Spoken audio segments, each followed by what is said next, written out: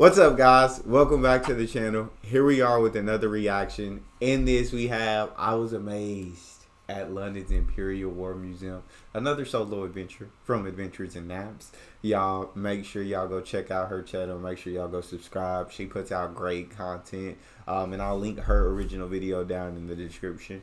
And before we dive into this, if you guys happen to enjoy, please don't forget to subscribe. Give the video a thumbs up. Also, if you would like to support this channel by becoming a member, all you gotta do is hit that join button. Let's dive in. Good morning, everyone. Is this thing on? Well, let me tell you, it's 25 degrees. What a great day to go into the city. Hi everyone, it's me. My name is Alana and I'm a Canadian, but I have been living here in the UK for the last 8 years.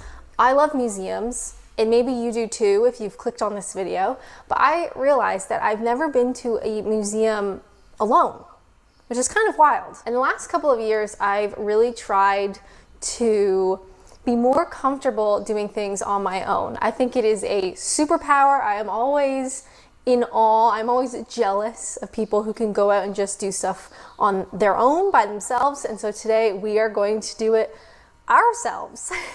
And I'm a little bit nervous. Now, it is a long journey into the city. Today we are going to the Imperial War Museum, which I'm super excited about. I am kind of nervous. That's okay. We're out here, we're trying new things. So I hope you like this video. Have a seat, get cozy, put your feet up, maybe turn on the fan. It's hot, isn't it? We have a pretty long journey ahead of us, so I'm gonna finish my cold brew, finish packing my bag, and off we go. I hope you like this video. We're out here trying new things, oh my God. And what could go wrong? Maybe I just jinxed myself. Hey guys, Lana here. So first up, allergies. Oh my God. I'm so sorry. My allergies this morning have been unbelievable. The last week, really, more than that, they've been insane. So I'm hoping to do this voiceover without any sneezes. Apologies in advance. Now, this is not my first time to the Imperial War Museum. I wish it was, because I'm sure that as a YouTube title, first time. Or how about this? Foreigners' first time at the Imperial War Museum. That probably would have been great, but it would be a lie. I have been before. But what's really interesting, at least to me, is that the first time I went to this museum was November 2015. That was the month and year that I moved to the UK. I had to go into the city to pick up one of my visa permits. You get like this little card. So I had to go in and pick up this physical card. And while I was in the city, went to the museum with my partner. And so coming back, 8 years later, it feels really, I don't know, it's kind of hard to describe. My life is so different now than it was when I first got here. Of course, when I first moved here, I had no idea what was going to happen. Was I going to stay in England? Was I going to hate it? Was I going to be back in Canada within the year? I really had no idea. And fast forward now, 8 years later, going into the city, going back to this particular museum, when my life is so completely different. I'm still here. I love it here. No, my life is not perfect. And the UK is not perfect either. That's just reality. But yeah, it's just kind of wild. I'm having a little bit of an existential thing right now. Anyway, back to this video, what you're actually watching. So we take the train in and then we have a tube. It's not that difficult. It just takes a while, but it seems to be a really nice day. The aircon on the train was working, which was absolute bliss. That's clutch. Is it cheap? No, it's not. I can't imagine riding the train without no aircon, bro. On a hot day? Nah. Can't do it. Oh, yeah. Really the cheapest day out in terms of transport. But the fact that I can get into this museum, honestly, a world-class museum, can I say that? The fact that I can get in on public transport is pretty special, even if it costs, an arm and your firstborn. And while we're here, as part of this solo adventure, I kind of like to turn this into a series, to be honest. Doing certain activities on my own as getting out of my comfort zone. If you have something that you'd like to suggest, whether it's a different museum or an activity or something that you like to do here in the UK, definitely leave a comment, let me know. I would like to turn this into a series, but also like a personal goal. I think having the ability to do something on your own and not be unbelievably anxious or embarrassed. I really want that. You know, I want to be that girl. So if you have a suggestion, please let me know. But hopefully this first museum adventure turns out well. Which I can already tell you it does, because I'm already home and I'm speaking from the future. But let's just pretend I don't know how today turns out. Ooh, what a mystery. Anyway, let's have a seat outside the museum and chat with present day Alana. Present day? She's not, I'm present day. Whatever. Let's just talk with Alana. Let's check in. Let's check in with Alana in the field. Hey everyone, we made it. And it actually looks like it's going to pour. It got very windy all of a sudden. It feels great. It is no longer humid. Didn't prepare to walk home in the rain, but that's okay. Welcome to England. Anyway, we got here just fine. That train was busy. Like, I guess it's like summertime, but it's a Thursday. It was really busy. But we got here easy. Yeah, you did. Can you see? Now, one of the things that always really surprises me is the cost. So museums largely in the UK are free. Now, some of the exhibitions or like the special events are usually paid, but the overall collections are free, which as a Canadian is absolutely shocking. So I did a bit of a Google. Our big museum in Toronto is the ROM, the Royal Ontario Museum, and I wanted to have a look. What are ticket prices nowadays? Well, an adult ticket is 26 Canadian dollars, a child is 16, and a senior is 21. And there is no rate if you are going as a family, so maybe two adults and two kids or whatever. No, you gotta pay for everybody separately. Yeah, this is solo adventure for sure. This is solo adventure kind of trip. Because the whole family, even you and your partner, $52. Yeah, this museum better be worth it. I'm telling you right, this museum better be all and popping. Which is really expensive. So I would go out on a limb and say a lot of Canadian families don't make the effort because it's actually a really expensive day out. Whereas here, was the train expensive? Yes. But the museum is free, which is incredible. Anyway, it actually looks like it's going to storm. Oh, the museum is free. It's just the train. Okay, that's the train. Okay. So if you go by a way other than train, then it might be a little cheaper. It might be a little cheaper for train is free, museum is free, train is what costs. A second. The army. So let's go ahead and get in finally. It's almost lunchtime. Kind of hungry, but let's have a wander first and then get something to eat. Shall we? Hey guys, I'm just currently editing this video. I hope you are liking it. Again, sorry about the allergies, but I'm just popping on to say that this video is sponsored by Odoo. Odoo is a all-in-one management software which provides you with a ton of different applications that allow you to simplify running your own business, all done within one platform. The description and get one app free with Odoo. All right, I gotta get back to editing this video so you can watch it. I hope you're enjoying it so far. Hey guys, I'm back. So the museum is pretty big and it is honestly really nicely laid out. Can I gush about the layout of this museum? Because I just did. So naturally we are going to start out on the ground floor, which is the First World War, and then sort of as you make your way up in the building, you sort of progress through time, which is really a smart way to do it. I'm literally gushing about the layout of this museum. I'm so sorry. Anyway, the First World War to go to school floor, basically the entire floor, a really interesting gallery. And can I just say, this place is absolutely packed with stuff. To be honest, it was a little bit overwhelming at first because there are so many plaques to read. I don't know if you can see the little colored different plaques sort of explaining what you're seeing. Honestly, so much was in here. Personally, my favorite stuff are the personal trinkets, so like people's journals where you could see their writing, their photographs, their items, like, I don't know, the personal stuff for each individual soldier I find the most interesting. And there is a lot here. There was also a lot of kids. So you'll see some children running around. Oh, Hold that thought. There was a lot of references to the Commonwealth, so in particular Canada. That's where I'm from, and the Canadian soldiers that were involved with the war, which I thought was really interesting. I'm from Ontario, so seeing this sign was really neat.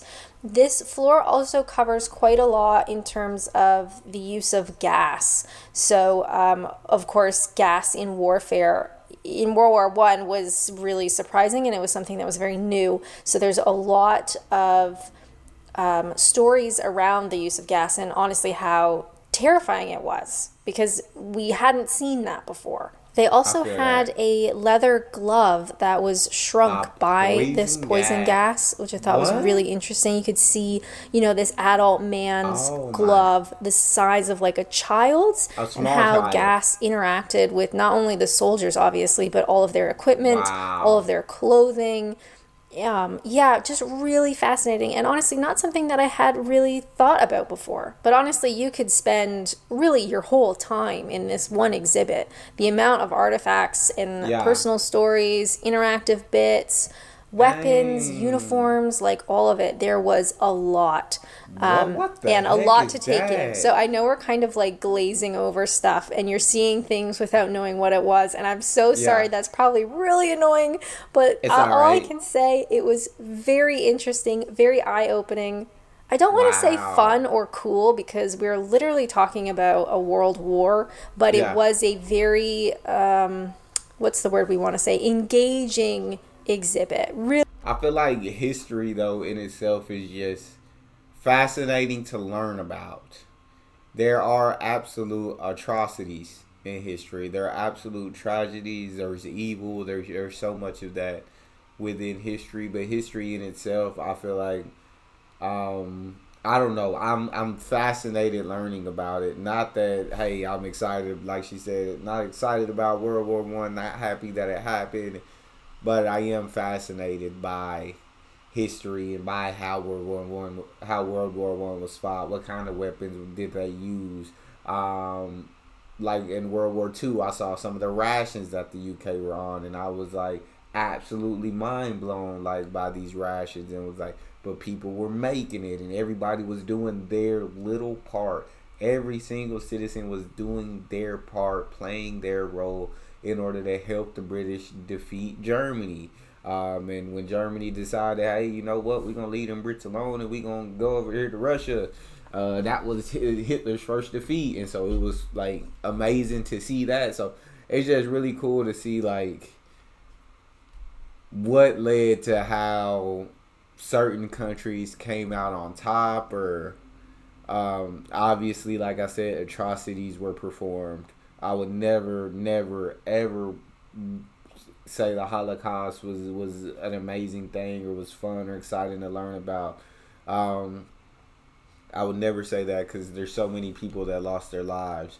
But it was really cool, like I said, to see how every Brit played their part in sending Hitler back and letting Hitler know, even though you got overwhelming odds, even though you got way more planes than us, you got way more resources than us, we're still gonna all come together and find a way to beat you. That's what's really fascinating to me. Really well done. Absolutely massive. Lots of kids though. All right. I'm not gonna say that I shoved any kids out of the way. Can you imagine? A fight breaks out with me and a school child in the World War One exhibit. It didn't happen, but just a nose busy, just a touch busy. But we still were able to see everything. You could still read everything. You just had to avoid the running school kids. But after making our way through the exhibit, you go up a bit of stairs and. Also a big shout out to Poland because I know they came. There was a lot of Poles that went to France or went to the UK. And fought for these countries, and there was a Polish squadron in the Air Force, I guess, the RAF, that had the most kills out of any other squadron in the RAF during World War II. And I think that's really so big shout out to them too. Boom, you are in World War II. Now, this whole floor is dedicated to World War II. It doesn't feel as overwhelming because the Holocaust gets its own floor. So really, this is kind of split between two of the floors.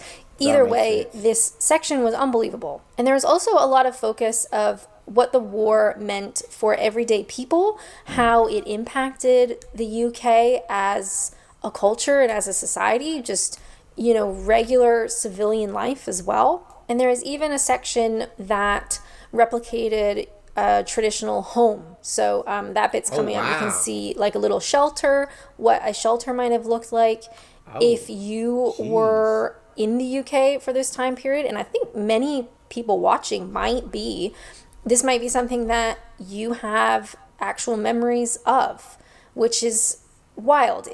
I don't know, sometimes I think or maybe speaking for myself, you kind of distance this as like, oh, this is like history.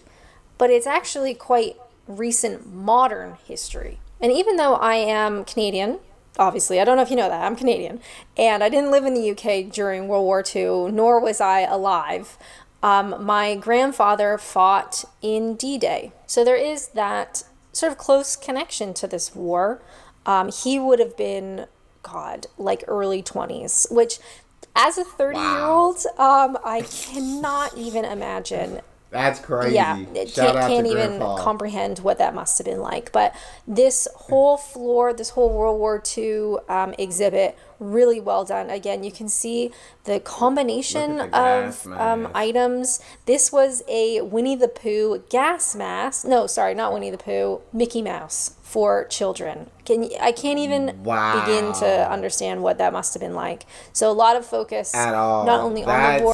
That is truly something that's absolutely a Mickey Mouse gas mask is absolutely like terrifying. That they had to make that for children. That it had to be made for children. That's so freaking mind blowing. Like my days.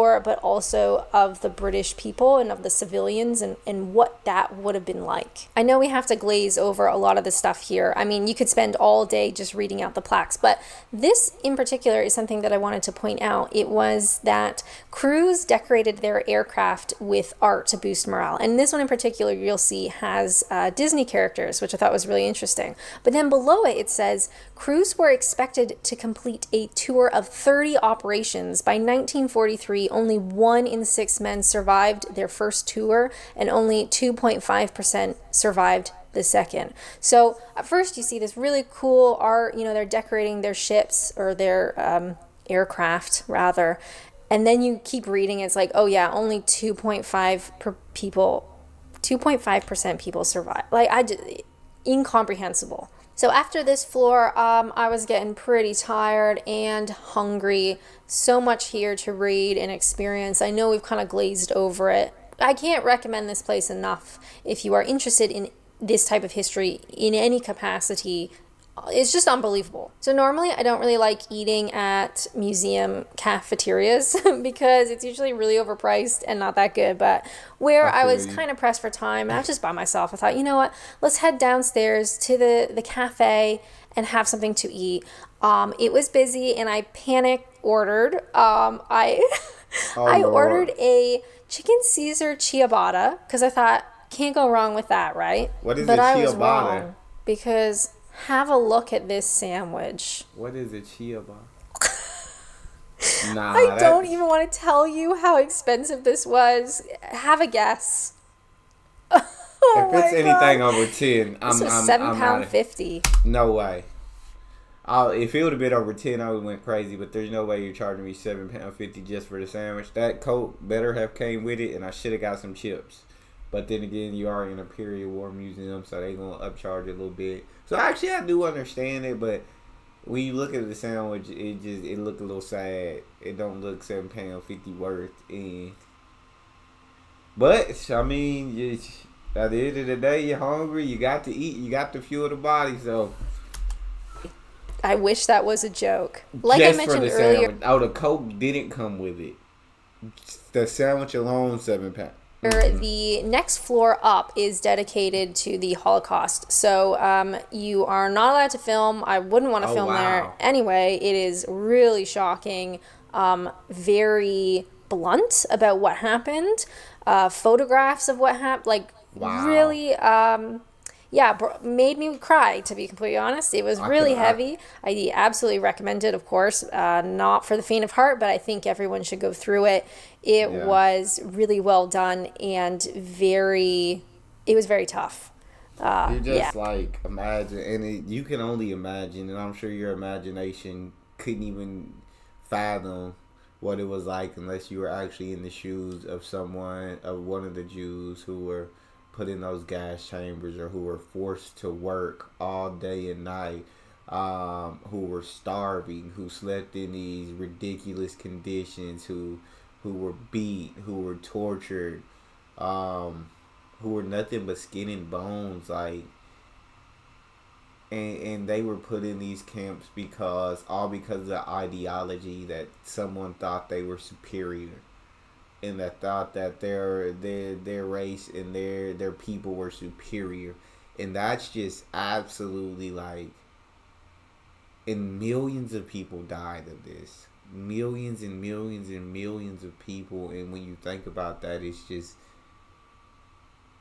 it's absolutely horrifying. And I can only imagine the exhibit and how blunt, if it was so blunt and if it was so real, like, I think that would bring anyone to tears, just seeing certain circumstances or situations that people went through, and seeing the atrocities and evil that was committed. I hate to even think about it, because that's the most absolutely disgusting, vile thing that humans can do. We're gonna continue the video. It's disgusting. That's all I gotta say. It was important and difficult. So after that floor, there on some of the outer bits of the floor, it's kind of hard to explain, but there's a bunch of like vehicles and machinery and things that don't fit in the regular exhibits. There's also this section about the Cold War. This particular telephone I thought was interesting because it was at a police station in Ashford, Kent. But there were a bunch of sort of Cold War bits, and also a couple of things from the Troubles in Northern Ireland, although I kind of thought there'd be more, but hey ho, there's only so much space. And any sort of aircraft or missiles or machinery, that sort of stuff that doesn't fit in the other spots, in the other like exhibitions, whatever you want to call it. We're out sort of in this open area. So I had a wander. I mean, at this point, I am tuckered out emotionally, physically. I'm getting a bit tired, but just so much stuff to see. I thought this particular item was a really cool item. It's a Lancashire bomber from 1943, built in Manchester. You can see the inside, which I thought was really cool, really well preserved considering the amount of flights that it did, or missions that, I don't know how you say that, the amount of use it saw. And you can also see some really cool art as well on the front. I think this one in particular was flown by Australians, Old Fred. And you can also see, if the glare's not too bad, you can see the insides, which I thought was really neat. So obviously this guy is massive, so it was kind of outside of the World War II exhibit with all the other like big machines and stuff, but very, very cool. And then of course had a nose through the gift shop. Nothing says world conflict like buying a nice little souvenir. They had some cute stuff, though, I'll be honest. There's some cute stuff and some really neat posters. I'm always kind of a sucker for a nice poster. I don't have anywhere to hang it, but they were pretty cool. And this stuffed animal, oh my God, I stood there and I thought, I gotta have this. But no, I let him go, and I'm still thinking about him. Anyway, let's make our way out of this massive museum and catch up with Alana. What did she think of this place? Well, everyone, what a day. I don't want to say that I had fun. It's really windy out. I don't know if I'll be able to film anything. I don't want to say that I had fun, but I had a very enlightening time. It was a little bit busy with some of the school kids, but where I had extra time, I could go back through if I needed to, and like nobody was there. So overall, a really eventful and successful first museum solo adventure. There we and go. I hope Alana doing a voiceover on this video can turn that into something good to watch. I had a great time. I hope that comes through on this video. There's a lot of stuff to look at. Of course, I'm kind of like glossing over things, but Yeah. I found it really interesting. If you are able to go, I would 100% recommend it. All of that stuff is free. It's just kind of insane. I think I'd have to say, okay, so the Holocaust is very enlightening, that whole floor, but probably my favorite part was World War I, is the main exhibition bit on the first floor. I feel like I don't see as much about World War I as I do World War II. I feel like World War II is everywhere, like in movies and TV and like just television programs, like history television programs, is World War II. And there's so much that I don't know about World War I. So I found that actually really surprising. But overall, I'm really glad that we did this today. And I hope this is a good video. And if it's not, I'm sorry. I appreciate you watching till the end. But I'm really glad that I did this. And it feels like the next progression. What do we do next solo? What's the next step? I don't know. But I'm excited to find out. Overall, I had a great time. There's so much. It's really hard to show. Maybe it comes through in this video just how much. There's a lot. And the fact that this is free is just unbelievable. There's a huge grounds but that's so awesome. area here as well, where there's like loads of schools and like families and stuff coming out for a nice day. Anywho, it feels like a beautiful day. Not humid. Also, not raining, which is very exciting. So I'm going to slowly make my way back to the train station and head home. If you'd like to watch more content right now, which honestly would be so awesome, why not check out this one, how the UK used Monopoly to win the war. But as always, thank you guys so much for watching, and until next time, bye. What do you mean how the British used Monopoly to win the war? That's freaking crazy. I got to see that video. That's crazy. Y'all let me know what you guys think of the Imperial War Museum. I'd love to hear if any of you guys have been. What were your impressions and thoughts about it?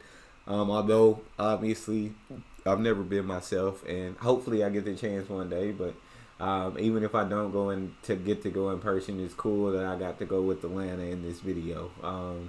That's all we have. If you guys enjoyed, please don't forget to subscribe, give a video a thumbs up, and check out the next one. I'll see you guys next time.